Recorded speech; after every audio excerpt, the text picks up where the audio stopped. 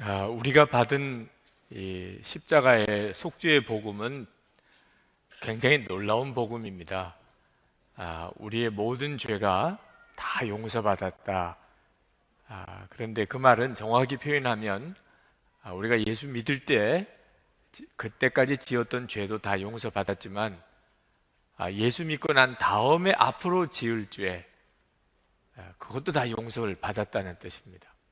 우리가 예수님을 믿고 나면 우리는 죄인이라도 하나님은 의인이라고 인정해 주신다는 겁니다. 정말 믿어지지 않는 은혜죠. 이걸 완전한 용서의 은혜라고, 또 교리적인 표현으로는 성도의 견인이라고 이렇게 표현을 합니다. 어떤 분들은 이 말씀을 들을 때, 이 복음을 들을 때 그러면 나 이제부터 죄 지어도 되겠구나. 완전한 용서를 받았으니까, 그렇죠? 정말 그대로 극단으로 가는 분들이 있습니다.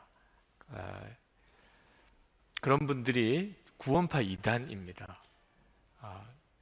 실제로 교리 중에 성도의 견인이라는 교리가 있어서 우리가 앞으로 어떤 삶을 살든지 하나님은 반드시 우리를 지켜주시고 또 끝까지 우리를 구원해 주시게 되어 있고, 우리가 어떤 죄를 지어도 그것은 이미 다 예수님 십자가 지실 때 다 용서받았고, 또 하나님은 우리를 의인이라고 인정해 주시니까. 그러니까 죄 지어도 뭐 회개할 것도 없어요. 이미 다 용서받은 거니까. 그걸 진짜 믿음이라고 강조하는 그런 이단도 생기게 될 정도입니다. 어떤 사람들은 그건 말도 안 돼, 그것 때문에 교회가 타락하는 거야, 그래서 또 그런 교리를 부정하는 사람도 있습니다. 이 모두가 다 이 완전한 용서의 은혜를 정확히 이해 못해서 그런 것입니다. 여러분, 분명한 것은 하나님이 우리가 예수님을 믿을 때 우리가 그때까지 지은 죄뿐만 아니고 앞으로 지을 죄도 다 용서하셨습니다. 예수님이 십자가에서 우리를 위해서 흘리신 이 피는 우리가 예수 믿을 때 지은 죄만 해당되는 것이 아니고 우리의 전생에 우리가 가지고 있는 죄, 우리의 근본 원죄까지도 다 용서하시는 속죄의 은혜가 있습니다. 그런데 하나님이 그런 완전한 용서의 은혜를 우리에게 주시는 것은 우리로 안심하고 죄를 짓고 살도록 하려고 하심이겠습니까? 그건 누구나 다 생각해 봐도 그건 아닐 거라고 생각이 듭니다.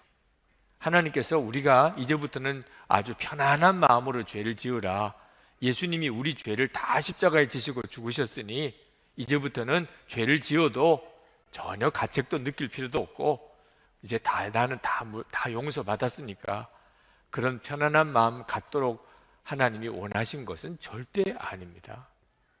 그러면 하나님께서 왜 그렇게 하셨을까요?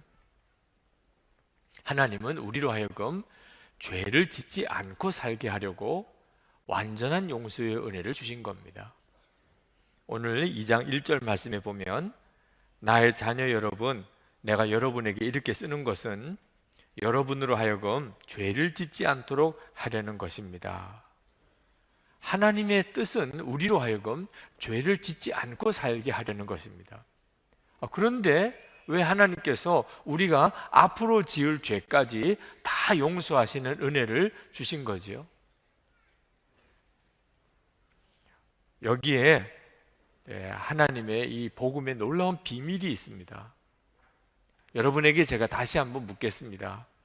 여러분은 예수를 믿고 난 다음에 정말 죄를 짓지 않아야 되겠다는 간절한 마음이 있으십니까?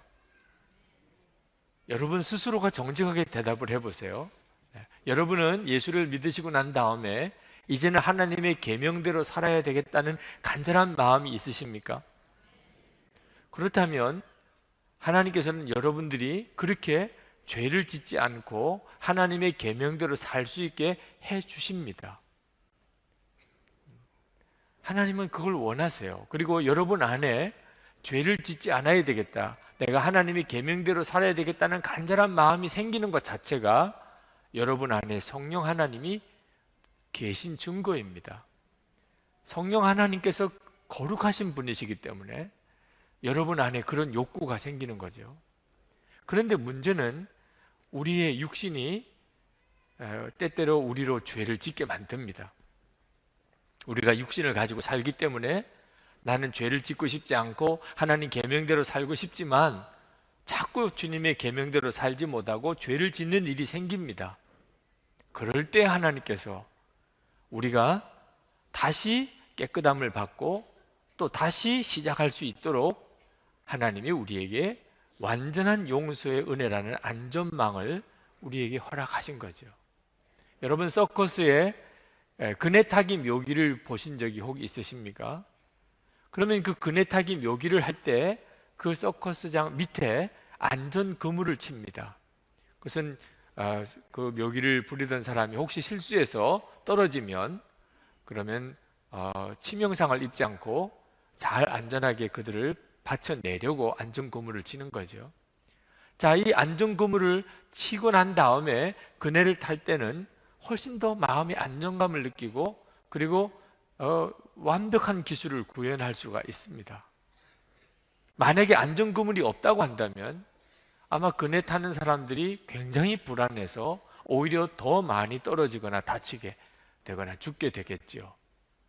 여러분, 안전 그물이 밑바탕에 있으면 더 떨어지는 일이 많을까요? 그렇지가 않습니다. 내가 혹시 떨어져도 나는 안전하다고 믿으니까 그네 타기 기술을 충분히 발휘할 수 있게 되는 거죠. 하나님도 똑같으십니다.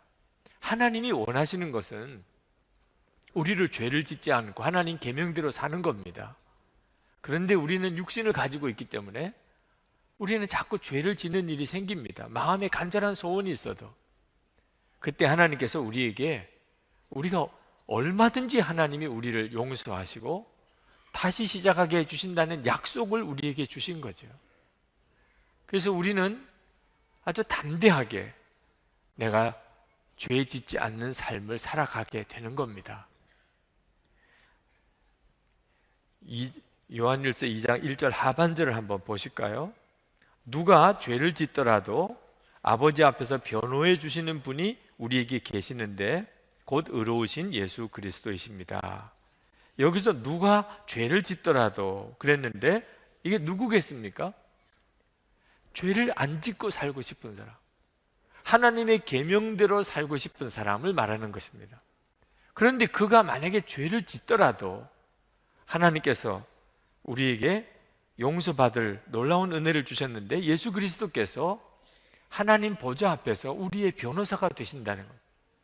그래서 우리가 죄를 지었을 때 분명히 그것이 죄지만 예수님께서 우리를 함께 십자가에 죽으셨기 때문에 그러므로 저의 모든 죄가 다 이미 죄값을 치렀기 때문에 이제는 저는 죄인이 아니고 의인입니다 라고 예수 그리스도께서 우리를 변호해 주신다는 거예요. 그래서 우리가 죄를 짓고 하나님 앞에 고백하기만 하면 우리의 모든 죄를 사하시고 모든 불의에서 우리를 깨끗하게 해주시며 우리를 다시 시작하게 해주신다는 거예요. 그러니까 이 완전한 용서의 은혜는 죄를 짓지 않고 살게 하려고 주시는 은혜라는 겁니다. 끈질김이라는 책을 쓰신 존 비비어 목사님이 당신의 그동안의 신앙 과정에 대해서 그 책 속에서 간단하게 그렇게 쓰고 있는데 고등학교 다닐 때 그러니까 10개라는 영화를 보았답니다. 근데 그 영화 중에 고라 자손들 그 무리들이 모세를 대적하는 장면이 나옵니다. 근데 그때 하나님께서 그 고라 무리들을 땅을 쫙 쪼개어서 그들을 다 땅에 묻어버리는 장면이 나오는데 엄청 충격을 받았어요. 야, 죄를 지으면 저렇게 무서운 벌을 받는구나. 그래서 영화를 보고 집에 돌아와서 하나님, 제가 이제는 절대로 정욕을 취하거나 죄를 짓지 않겠습니다 라고 기도를 했는데 그 다음부터 계속 죄를 짓고 살았다는 거예요. 그러니까 심판이 무서워서 두려움 때문에 하나님, 제가 죄를 짓지 않겠다고 해봐도 죄를 안 짓게 되는 일은 그래서 되는 일이 아니라는 거죠. 대학교 들어가서 전도하는 사람을 캠퍼스에서 만났는데 그 사람의 전도하는 복음을 듣고 예수님을 영접했습니다. 근데 예수님을 영접했지만 여전히 그는 생활의 변화가 크게 없었다고 그래요. 그러니까 우리가 그저 예수님을 믿는 것만 가지고 내 생활의 변화가 한꺼번에 일어나는 게 아니라는 거죠. 그러다가 그분이 어느 날 히브리서 12장 14절 말씀을 보게 되었는데, 거룩함을 따르라, 이것이 없이는 아무도 주를 보지 못하리라. 무거운 벽돌로 마치 자기가 얻어맞는 것 같은 충격을 받았대요. 거룩하지 않으면 아무도 우리 주님을 만날 수가 없다는 겁니다. 자기는 정말 주님을 만나고 싶은데, 그래서 그때부터 자기가 거룩하게 살아야 되겠다는 마음이 결심을 했지만 실제로 거룩하게 살았기보다는 율법주의자가 되고 말았다는 겁니다. 자기가 거룩하게 살지는 제대로 못하면서도 그렇게 남을 비판하게 됐다는 거예요. 목사가 왜 저러냐, 장로가 왜 저러냐, 저 교인인데 왜 저러냐, 그렇게 율법주의자가 되고 말았다는 거예요. 그러던 어느 날 그가 기도 중에 주님의 음성을 듣습니다. 주님께서 내 아들아, 거룩함은 내 육신의 행위로 이루어지는 것이 아니다. 그것은 내 은혜로 이루어지는 것이다. 우리가 죄 짓지 않고 살고 싶고 하나님의 계명대로 살고 싶은 것은 전적으로 예수 믿는 자에게 일어나는 놀라운 변화입니다. 그것이 있어야 예수를 믿는 사람이에요. 그러나 실제로 죄 짓지 않고 내가 거룩하게 사는 거, 하나님 계명대로 사는 거 우리 힘으로 못해요. 그것 역시 하나님이 해주시는 겁니다. 하나님이 그렇게 살게 만들어 주시는 거예요. 죄 짓지 말라가 아니고 죄 짓지 않게 만들어 주시는 겁니다. 그게 은혜예요. 우리가 그런 과정에서 혹시 실수하고 실족하게 될 경우에 하나님은 얼마든지 우리를 다시 용서하시고 다시 깨끗하게 하시고, 어떤 우리가 죄를 지어도 너는 의인이라고 하나님은 십자가의 은혜로 우리를 그렇게 말씀해 주신다는 겁니다. 그런데 이런 완전한 용서의 은혜는 분명히 기억하셔야 됩니다. 죄를 짓지 않으려고 갈망하는 사람, 하나님의 계명대로 살기를 소원하는 사람에게 해당되는 거지, 죄를 짓지 않고자 하는 열망이 없는 사람에게는 이건 전혀 해당되는 은혜가 아닙니다. 하나님은 우리가 마음대로 죄 지으라고 완전한 용서의 은혜를 주신 게 아니기 때문입니다. 우리가 완전한 용서의 은혜를 교리로만 알면 이건 큰일 납니다. 교리적인 지식만 가지고 완전한 용서의 은혜를 알면 이단에 빠지기도 하고, 이 교리 때문에 오히려 우리가 멸망하게도 됩니다. 하나님 앞에 갔을 때 깜짝 놀라게 됩니다. 이 완전한 용서의 은혜는 예수님과 정말 살아있는 사귐을 가지면서 누려져야 하는 거예요. 예수님과 실제적인 사귐 속에서. 3절 4절 말씀에 보면 우리가 하나님의 계명을 지키면 이것으로 우리가 하나님을 참으로 알고 있음을 알게 됩니다. 하나님을 알고 있다고 하면서 하나님의 계명을 지키지 아니하는 사람은 거짓말장이요, 그 사람 속에는 진리가 없습니다. 여러분, 여기서 하나님을 안다라고 표현이 나오는데, 이 안다는 것은 지식이 아니고 사귐이에요.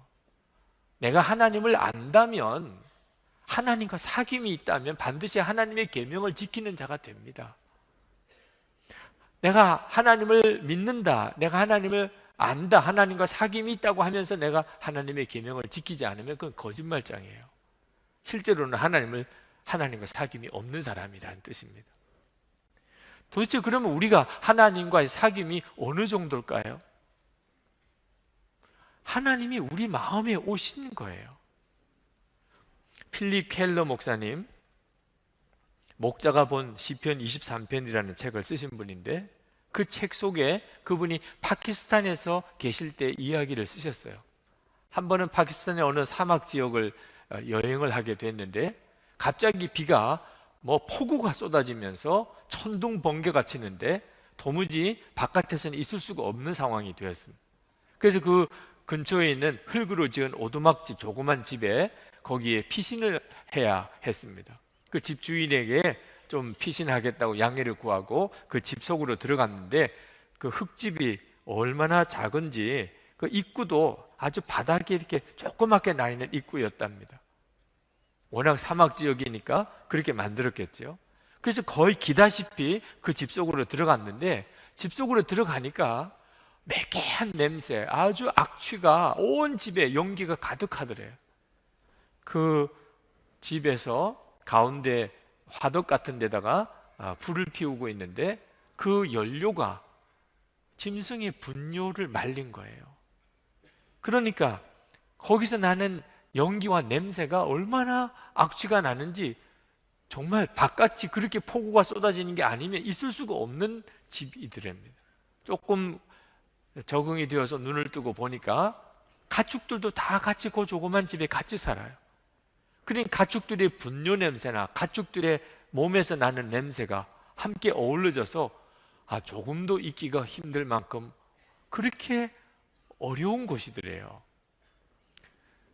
비가 쏟아지는데 천장에 갈라진 틈에서 빗물이 새어 들어와서 벽은 계속 빗물이 흘러내리고 있고, 그리고는 연기는 집에 가득 차 있고 악취는 말할 수가 없고, 그리고 가축들이 같이 있고 거기에 이렇게 웅크리고 앉아 있으면서 나갈 수도 없고 그냥 있기도 어려운 그런 상황이 있을 때 성령의 음성을, 강력한 성령의 음성을 이 필립 켈러 목사님이 들으셨어요.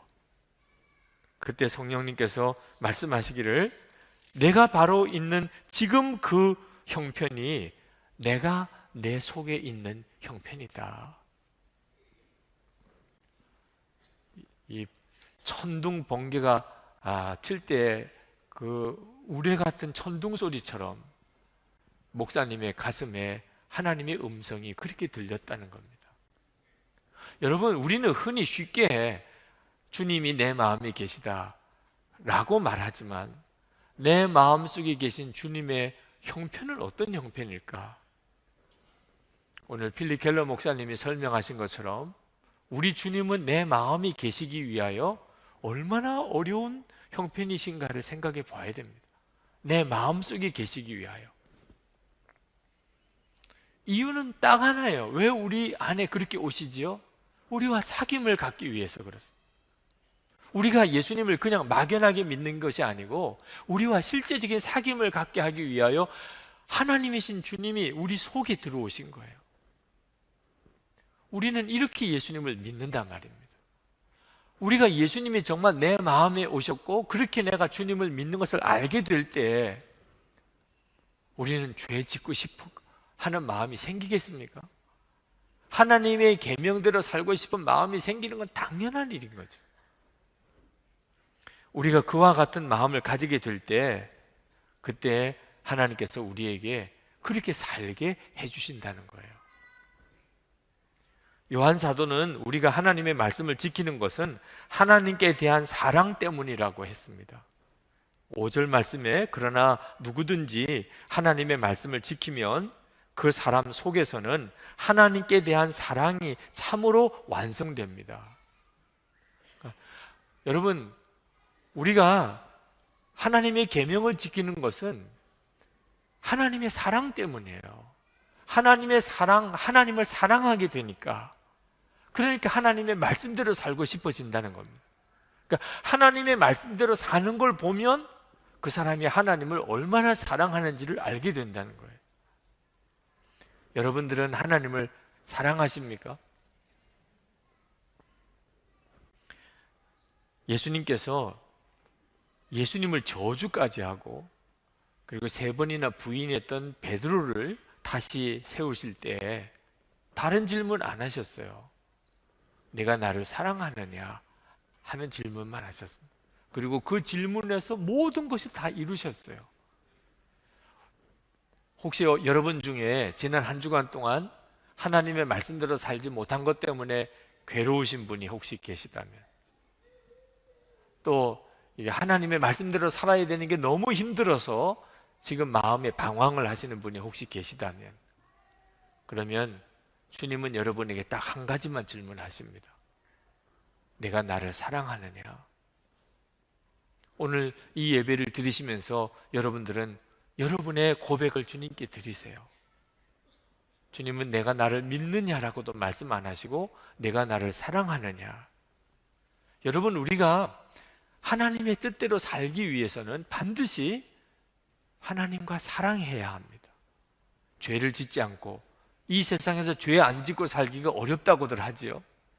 그런데 나는 죄를 짓기 싫어요. 하나님의 계명대로 사는 게 너무 힘들다고 하지요. 그런데 나는 하나님의 계명대로 살고 싶어요. 이유는 하나님을 사랑하게 됐기 때문입니다. 지난 금요일, 토요일 이틀간 우리 교회에서 일터사역 컨퍼런스가 열렸습니다. 이 일터사역 컨퍼런스의 주제가 뭔지 아십니까? 일터에서 하나님의 나라가 임하게 하자는 겁니다.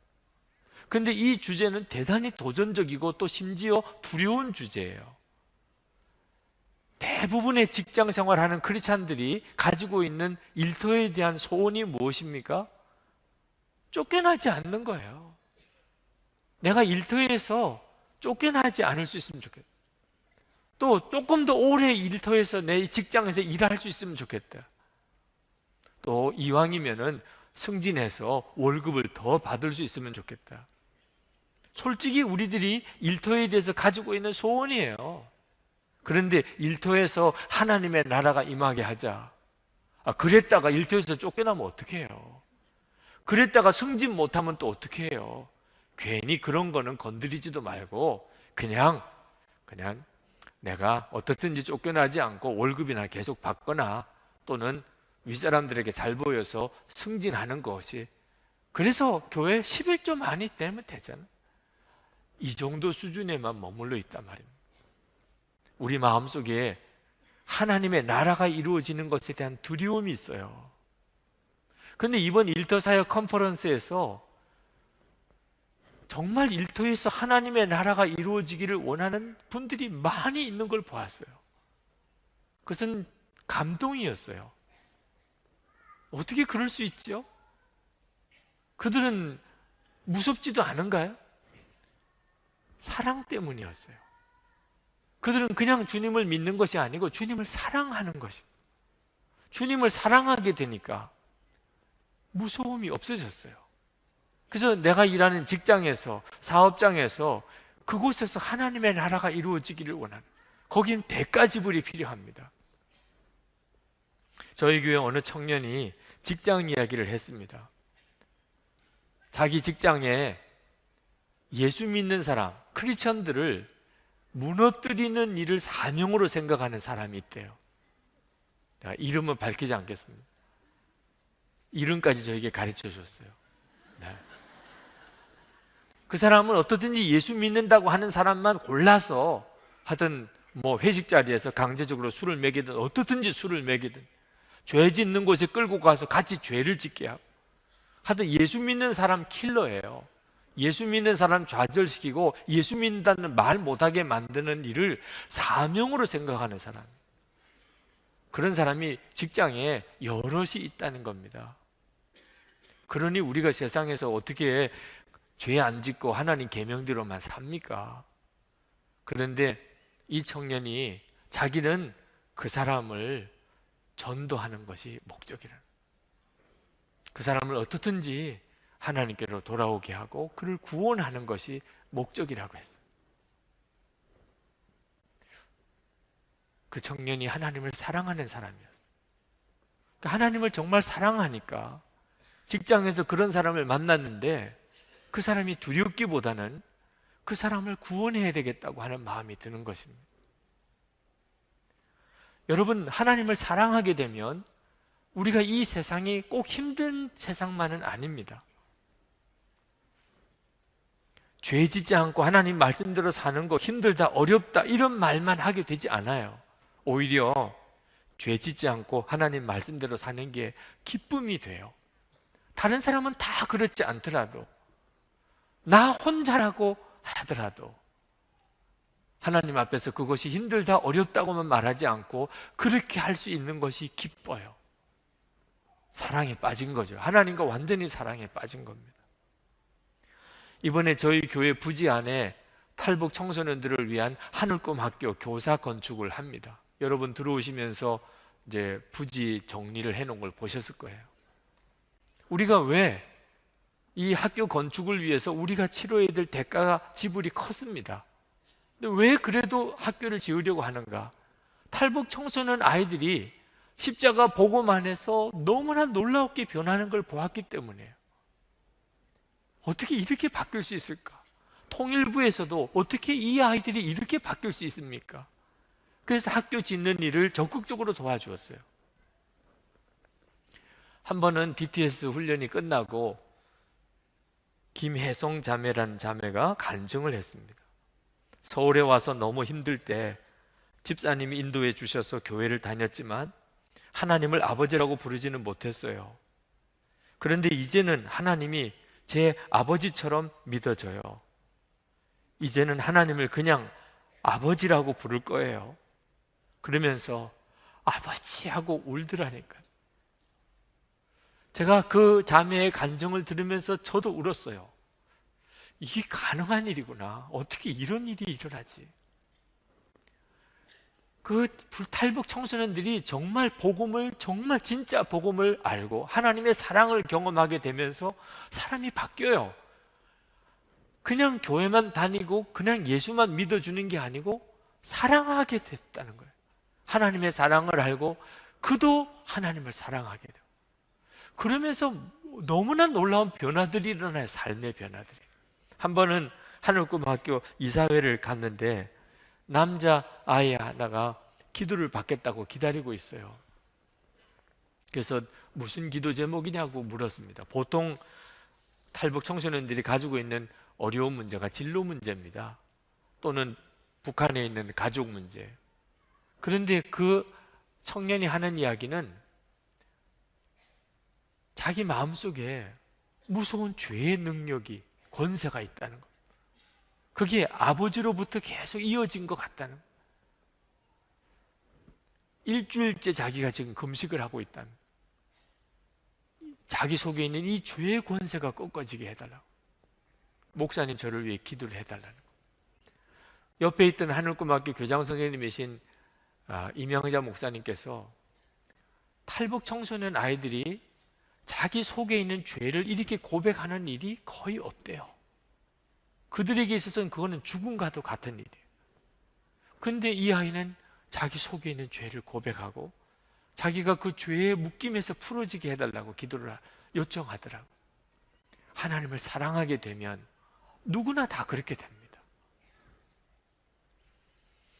우리가 하나님을 사랑하는 것은 주님이 우리 안에 계시고 우리가 하나님 안에 있는 사귐이에요. 5절 말씀에 이것으로 우리가 하나님 안에 있음을 압니다. 우리가 죄 짓기 싫고 하나님 계명대로 살고 싶은 게 우리가 하나님 안에 있는 증거예요.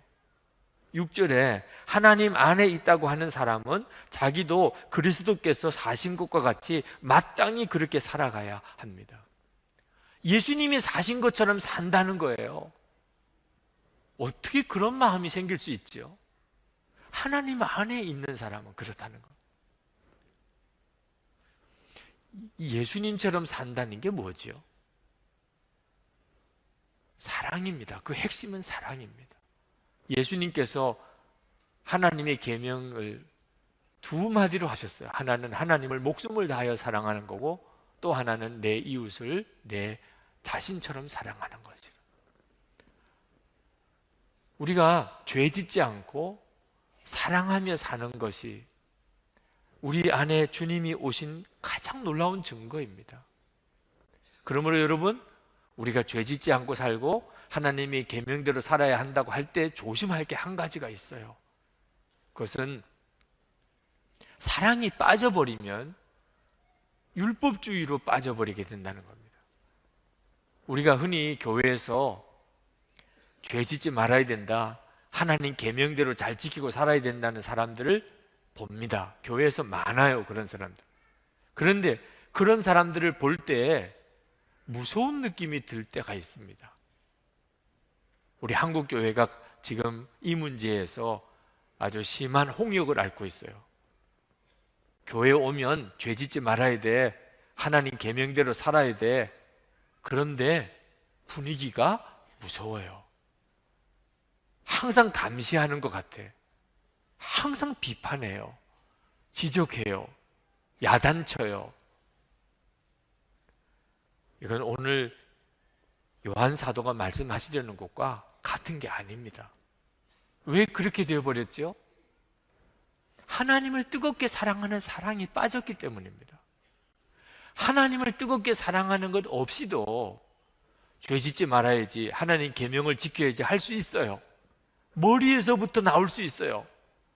가슴에서부터 나온 게 아니고. 이런 경우가 종교생활 율법주의라고 말하는 겁니다. 저는 어릴 때부터 교회 안에서 자랐습니다. 근데 제 어릴 때 기억은 교회가 무서웠어요. 그것은 율법주의였다는 뜻입니다. 플로이드 맥클랑, 우리 YM의 아주 유명한 강사이시죠. 그분은 어린 시절 미국 남부 지역에서 살았습니다. 그 미국 남부 지역은 아주 보수적인 교회예요. 미국의 대표적인 아주 보수적이고 경건한 크리스천들이 사는 지역입니다. 바이블 벨트라고까지 이야기하죠. 그런데 그는 거기서 살면서 저하고 비슷하게 교회 생활이 무서웠다고 그랬어요. 제가 이번에 미국 남부 지역에 집회를 갔다 오면서, 야, 여기는 정말 예수 잘 믿는 사람들이 살았던 지역이구나. 벌써 지역을 보니까 느낌이 와요. 교회도 얼마나 큰 교회들이 많은지 몰라.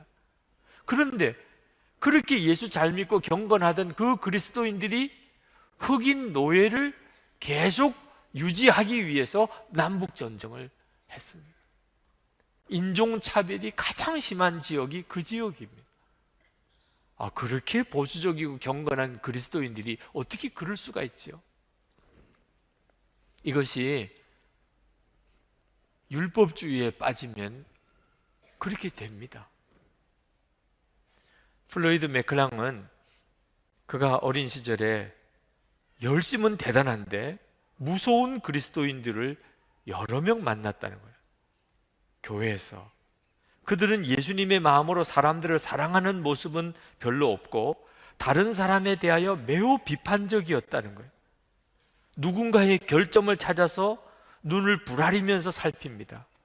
그리고 말 한마디 한마디가 얼마나 무서운지. 그래서 그 어른들이 무서워서 그냥 열심히 교회를 자기도 다닌 거지, 신앙생활, 교회 생활이 기쁨이 없었대요. 교회에서 모이는 집회는 매우 많았지만 기쁘지는 않았다는 것. 찬송가를 부르지만 분위기는 가라앉았다는 것. 겉으로는 거룩한데 얼마나 사랑을 실천하느냐가 아니라 얼마나 엄숙하냐가 중요한 기준이었대요. 예배 끝나는 시간이 얼굴이 가장 은혜로웠대요. 이것도 참 심각한 문제죠. 위선적인 모습, 그런 그리스도인들의 위선적인 모습 때문에 어려서 충격을 많이 받았는데, 심각한 것은 어른들은 자기들이 잘못한 것을 모른다는 거예요. 오히려 자기들은 잘 믿고 있는 줄 알더라는 거예요. 이런 분위기에서 살다 보니까 자기도 어느덧 그런 그리스도인이 되어버렸다는 겁니다. 끊임없이 죄책감에 괴로워하고 인정받고 칭찬받으려고 노력하고 자신의 약점과 잘못을 사람들이 알까봐 늘 좌불안석하는 이런 신앙생활을 자기가 어려서 했었다는 거예요. 한국 교회는 이 문제에 대해서 지금 심각한 상태에 있습니다. 겉으로는 죄 짓지 말아야 되고 겉으로는 하나님 계명 잘 지켜야지 하지만 진정으로 마음의 기쁨과 감사와 사랑이 없어요. 왜 그렇지요? 예수님과의 사귐이 없기 때문입니다. 하나님을 사랑하지 않기 때문입니다. 하나님과 사랑에 푹 빠지지 않기 때문에 그렇다는 거예요. 그러니 교리적인 신앙생활에만 그냥 머무르게 되는 겁니다. 우리가 하나님을 사랑하게 되면 하나님이 내 안에 계십니다. 나도 하나님 안에 있으면, 그러면 죄 짓고 싶지 않고 하나님 계명대로 살고 싶지만 다른 사람을 사랑하게 됩니다.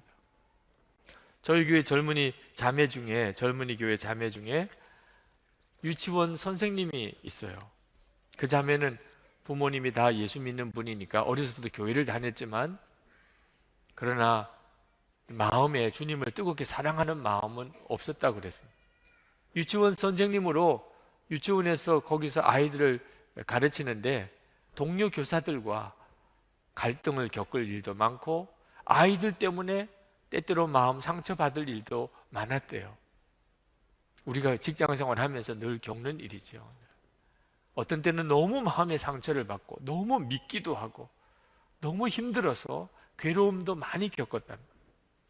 그런데 영성일기를 쓰기 시작하면서 24시간 예수님을 바라보다가 주님과 사귐을 가게 됐어요. 이제는 예수님은 살아계신 주님이 되셨어요. 그리고 사랑에 빠졌습니다. 주님을 사랑하게 된 거예요. 그런데 주님만 사랑하게 된 것이 아니고 유치원에서 동료 교사들과 아이들과 그들을 한 영혼 한 영혼을 마음에 품게 되더라는, 주님과 사랑에 빠지고 나니까 이제는 사람들이 다 마음에 품어지고 간절히 기도하게 되고, 말 한마디를 해도 주님께서 하시려는 말, 내가 행동을 하나 해도 주님이 하시려는 그런 행동을 하게 되더라고 고백했어요. 여러분, 우리가 정말 예수님을 잘 믿고 그리고 마음의 소원대로 죄 안 짓고 하나님 계명대로 사는 것은, 그것은 하나님을 사랑하면서 오는 겁니다. 성경의 위대한 사람들은 다 하나님을 사랑했던 사람들입니다. 우리도 역시 똑같은 은혜를 받았어요. 김병연 목사님이라고 잘 아실 겁니다. 지난 제자훈련 세미나 때 그 목사님이 교육자들과 함께 참석을 하셨어요. 그리고 저에게 책을 하나 선물을 주셨는데, 최근에 출간한 책, 아빠 우린 왜 이렇게 행복한 거야, 아주 참 너무나 매력적인 책을 저에게 선물로도 주셨습니다. 그 목사님은 사모님이 뇌졸중으로 쓰러지셔서 지금 9년째 식물인간으로 계십니다. 그 사모님을 간병하시고, 그리고 또 자녀들을 또 양육하고, 그리고 교회 목회도 하시고, 어떻게 생각하면 어떻게 하실 수 있나 싶은데 그 일을 아주 솔직하게 다 나누시고, 그러면서도 기쁨이 넘치게 그렇게 살아가시는 목사님으로 참 존경받으시고 계시죠. 네, 그 목사님께서 이번 제자훈련 마치고 그리고 어느 교회 금요 기도회 말씀을 전하러 갔다가 오시면서 쓰신 글을 어제 페이스북에 올리셨더라고요. 나는 밤에 이동하는 것을 싫어한다. 특히 호텔이나 모텔 같은 곳을 지나가는 것이 싫었다. 아름다운 길도 혼자일 때는 서러움이 되어 돌아오니까. 그리고 언제나 유혹이 마음에 찾아온다.